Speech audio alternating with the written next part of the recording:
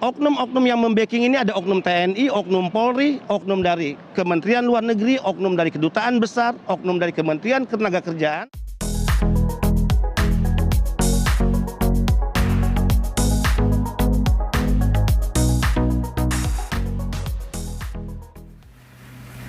Halo, assalamualaikum.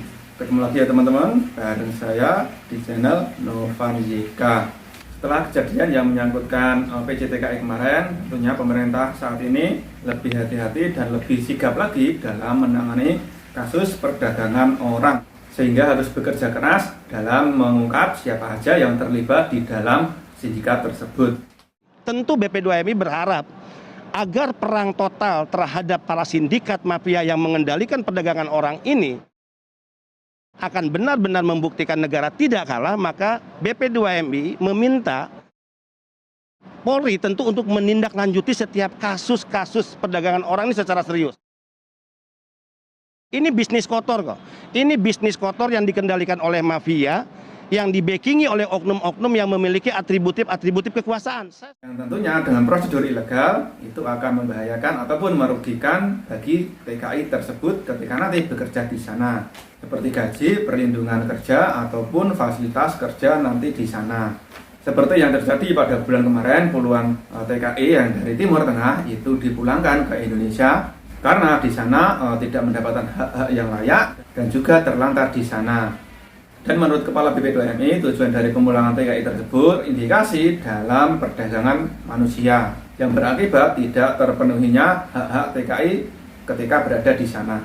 Yang mana pengiriman TKI ataupun TKW ke Timur Tengah yang sebagai PRT itu pernah di-stop pada tahun 2015. Bahkan untuk pekerja rumah tangga di perseorangan, Kemnaker mengeluarkan kembali keputusan di tahun 2015. Seluruh wilayah Timur Tengah itu tidak boleh ada penempatan untuk pekerja rumah tangga. Tetapi saat ini mulai Agustus 2020 kemarin, pemerintah telah membuka ataupun mengizinkan pengiriman TKI ataupun TKW ke Timur Tengah.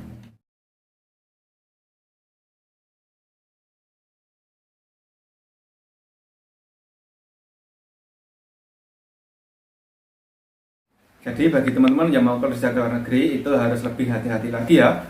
Jangan sampai nanti masuk ke dalam PJTKI ataupun penyalur tenaga kerja itu yang prosesnya secara ilegal ataupun tidak sesuai dengan ketentuan yang berlaku. Karena nanti ketika di sana banyak kemungkinan itu tidak mendapatkan hak yang sewajarnya.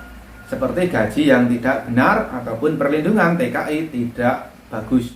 Contoh tadi, 22 orang mengaku gajinya itu tidak lebih dari 2 juta dalam 1 bulan. Dan yang lainnya mengalami kekerasan dari majikannya. Dan kemungkinan besar di dalam PJTKI ataupun agen-agen yang menyalurkan tenaga kerja ke luar negeri, ada aparatur negara yang membackingi di belakangnya. Sehingga sampai sekarang masih terjadi pengiriman TKI secara ilegal. Saya sering katakan, oknum-oknum yang membacking ini ada oknum TNI, oknum Polri, oknum dari Kementerian Luar Negeri, oknum dari Kedutaan Besar, oknum dari Kementerian Ketenagakerjaan, dan saya yakin juga ada beberapa oknum di badan yang saya pimpin. Saya harus fair tentunya. Nah, kalau kita ingin memerangi secara total, maka semua lembaga tidak hanya memiliki komitmen, tapi kesadaran ideologis bahwa tidak boleh satu bangsa yang beradab, sebuah negara membiarkan terjadinya perdagangan orang. Dan cara untuk mencegah keberangkatan mereka di pintu keluar, ya, seperti di bandara, pelabuhan, ataupun lintas batas, itu sebetulnya mudah. Yang penting adalah komitmen dan tegak lurus setiap aparatus kepada kepentingan merah putih, kepentingan republik. Jadi tidak boleh bendera merah putih itu ditempatkan lebih rendah dari bendera-bendera perusahaan. Dan kita harus ingin buktikan negara tidak boleh kalah dalam melawan sindikat dan mafia ini. Oke teman-teman, ini dulu informasi dari saya. Semoga aja pengiriman TKI ke luar negeri secara tidak benar tidak terjadi lagi, sehingga tidak ada TKI ataupun TKW yang dirugikan lagi. Oke, sampai di sini dulu. Sampai ketemu lagi di video berikutnya. Assalamualaikum.